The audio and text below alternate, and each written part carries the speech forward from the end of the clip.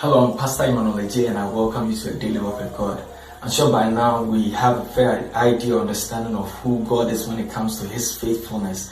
There's a passage in Hebrews that puts all the definitions that we are given so far into good perspective. And so I want us to look at that passage in Hebrews chapter 6, verse 13 to 18. The Bible says, "For when God made a promise to Abraham, because he could swear by no one greater, he swore by himself, saying, surely blessing I will bless you, and multiplying I will multiply you. And so after he had patiently endured, he obtained the promise. For men indeed swear by the greater, and an oath for confirmation is for them an end of all dispute. Thus God, determining to show more abundantly to the heirs of promise the immutability of his counsel, confirmed it by an oath, that by two immutable things, in which it is impossible for God to lie, we might have strong consolation, who have fled for refuge to lay hold of the hope set before us." Wow. This is a passage that will take a lot of time to break down, to digest. But there's a sequence of thoughts, and I want us to look at the sequence of thoughts regarding God's faithfulness. The first one is that God made a promise to Abraham.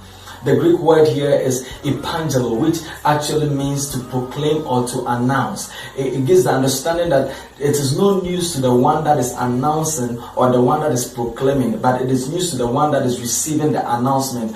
And so in the sense of God's faithfulness, it is not news to God concerning what He wants to accomplish in your life.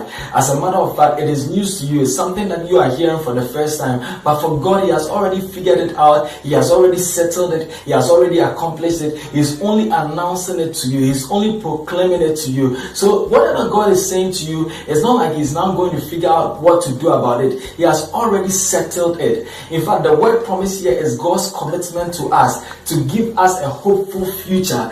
In the sense that when we look into the future, we can have hope and know that what God has said is already settled. And so His word says, "Forever, O Lord, your word is settled in heaven." I'm here to tell you that the promise of God concerning your life is already settled. It's only an announcement and a proclamation to you. We'll look at the other thoughts in our coming episodes. Stay blessed and see you same time tomorrow. Indescribable inside.